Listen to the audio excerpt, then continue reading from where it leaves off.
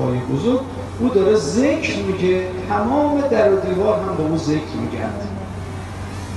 एक बुजुर्ग आलिम दीन शेख अली पना इश्तिहादी यहाँ मौजूद उलमा में से बाज़ उलमा उनके सिलसिले में जानते हैं।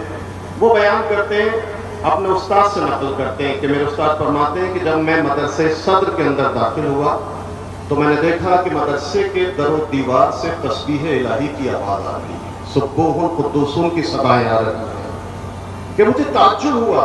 मैं सोच रहा था कि ये दरो दीवार से हर जगह से, हर ज़र्रे से तस्बीह इलाही की आवाज़ क्यों आ रही है।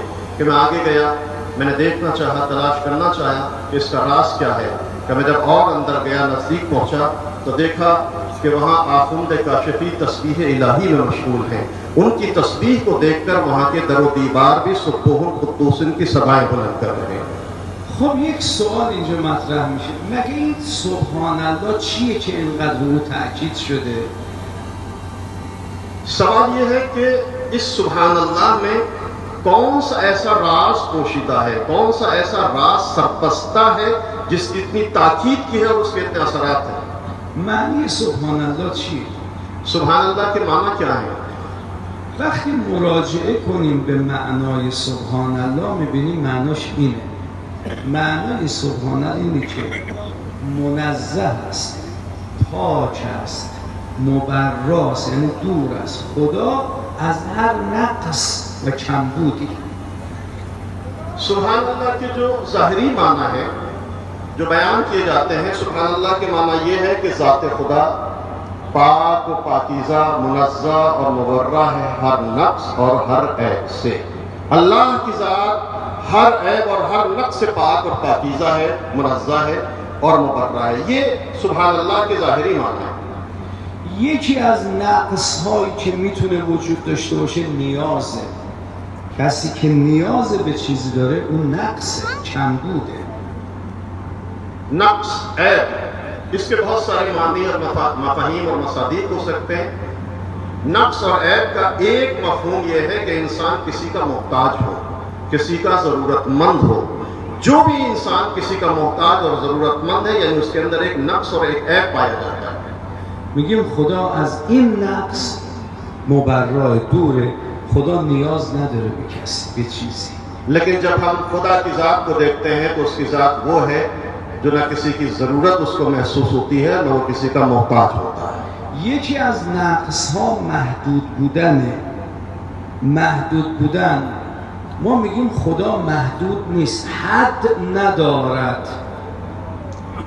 इसी तरह से ऐब और नक्स का एक माना यह है कि जो भी इंसान महदूद हो, जो भी शय महदूद हो, उसके अंदर एक ऐब है, उसके अंदर एक नक्स है। लेकिन जब हम खुदा की गुफ्तगू करते हैं तो कहते हैं खुदा लामहदूद है, वो किसी चीज़ में महदूद नहीं, लिहाजा उसके अंदर कोई नक्स और कोई ऐब नहीं पाएगा। برادران عزیز، خصوصا جوانای محترم، این قسمت رو دقت کنید. मेरे भाइयों, मेरे अजीज़ों, ख़ास तौर से मेरे छोटे भाई और मेरे नौजवान, मेरे इस गुजारिश पर ज़रा ख़ास तवज्जो कीजिएगा।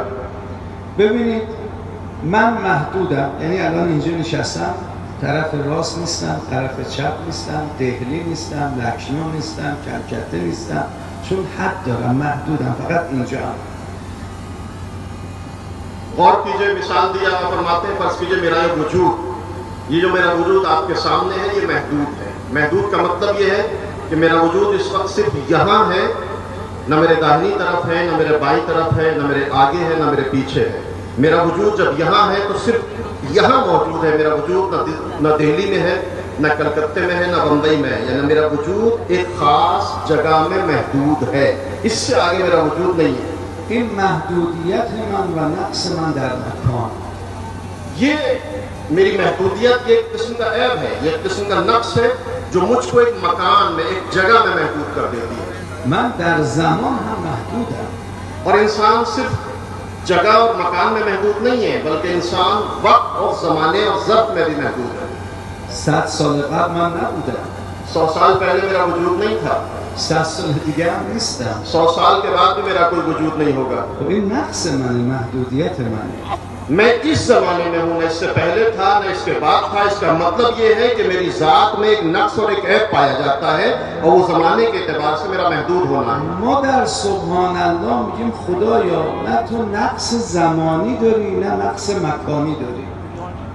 लेकिन जब हम ये जिक्र जबान पर अदा करते हैं सुभान अल्लाह, तो इसका मतलब ये है कि ज़ात खुदा उसमें न नक्स ज़मानी पाया जाता है न नक्स मकानी पाया जाता है। یعنی در همه مکان‌های خدا حضور داره.